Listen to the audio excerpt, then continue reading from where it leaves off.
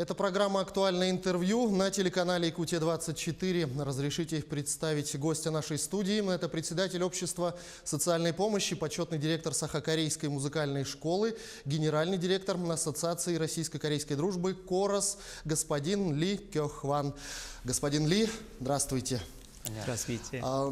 Насколько я знаю, у нас раньше довольно-таки успешно действовала Ассоциация Саха-Корейской дружбы, но теперь вместе с Министерством внешних связей республики было принято решение создать еще одну ассоциацию, которая будет называться «Корос». Это Корея и Россия. Для чего эта ассоциация создается, какие цели, какие задачи, какие вопросы будет решать? Расскажите немножко об этом.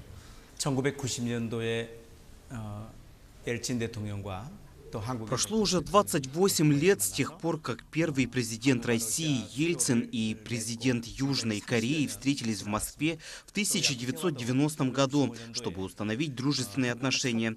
Также в 1995 году Южная Корея и Республика Саха-Якутия совершила первый культурный обмен. Хоть и прошло более 2 десятков лет, но на самом деле объем культурного обмена между Россией и Кореей не настолько глубок. На то есть несколько причин, но я считаю, что стартовая точка любого культурного обмена – это взаимопонимание, дружба между двумя странами и понимание культур друг друга.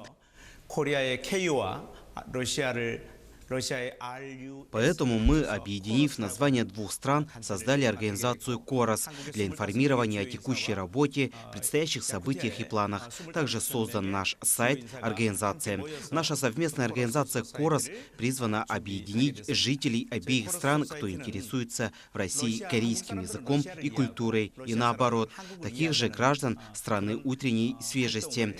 Также главной задачей организации является укрепление экономических связей между нашими странами. Но, насколько я знаю, первые шаги сотрудничества будут сделаны уже в этом году. В 2019 году в июле месяце пройдет чемпионат мира по плаванию в городе Кванджу. И, насколько я знаю, участвовать в культурной программе пригласили и делегацию нашей республики. Что там будет, кого пригласили? Расскажите об этом. 저희들이 코러스 소사이티를 통해서 러시아와 한국 간의 교류를 하기 위해서 Мы создали «Корос» для культурного обмена между Россией и Кореей. В июле пройдет чемпионат по плаванию в городе Кванджу. Хоть «Корос» не занимается вопросами в сфере спорта, однако мы надеемся, что через это спортивное мероприятие мы создадим дополнительную среду для укрепления отношений между Россией и Южной Кореей. Посредством мероприятий, проводимых нашей организацией, и в частности данных соревнований, мы надеемся на то, что россияне узнают больше о культуре Кореи, а также корейцы смогут лучше узнать Россию и смогут радушно принять российскую команду. Поэтому в этот раз я ожидаю, что и якутские спортсмены в полном объеме смогут получить огромный опыт сотрудничества с корейскими спортсменами. В рамках международного сотрудничества в Якутии планируем начать создание сайта «Корос-Саха». Представители из Кореи приедут в Якутию, чтобы обсудить более детально план совместных мероприятий, нацеленные на дальнейшее сотрудничество. 한국의 대표단들이 찾아와서 함께 구체적인 논의와 또한 행사를 진행하게 될 것입니다. Насколько я знаю, в Кванджу есть и центр азиатской культуры, это всекорейский центр, и планирует ли этот центр сотрудничество с нашими специалистами, в том числе при помощи ассоциации «Корос»? ACC 아시아문화전당은 국가에서 설립해 놓은 기관입니다. Культурный центр Азии в городе Кванджу – это организация, задачей которой является создание среды для культурного взаимодействия между странами АТР. Это огромнейшая площадка для международного сотрудничества. Стоит отметить, что культурный центр Азии – это не именно корейская организация, а общий орган, чья цель – объединение не только стран Азии, но и Европы. Культурный центр занимается реализацией различных культурных и научных проектов. Нам хотелось хотелось бы, чтобы в этом центре была представлена и Якутия. Ее природные, климатические особенности достойны всестороннего внимания. Огромный интерес у жителей Кореи, безусловно, вызывает ваша вечная мерзлота, мамонты, природные богатства. Культурный центр Азии работает ради мира между странами Азии. Через этот центр Россия имеет возможность передать свои знания другим странам, рассказать о своем образе жизни и мышлении через объекты культуры и искусства.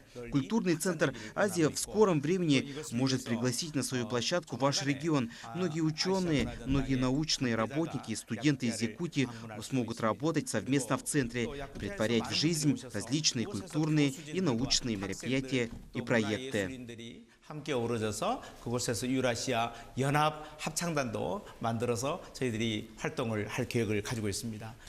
Ну и продолжая тему сотрудничества, корейская компания, телевизионная компания KBC и наша телекомпания НВК «Саха» тоже планируют подписать соглашение о сотрудничестве. О чем будет это сотрудничество, в каких сферах, в каких областях?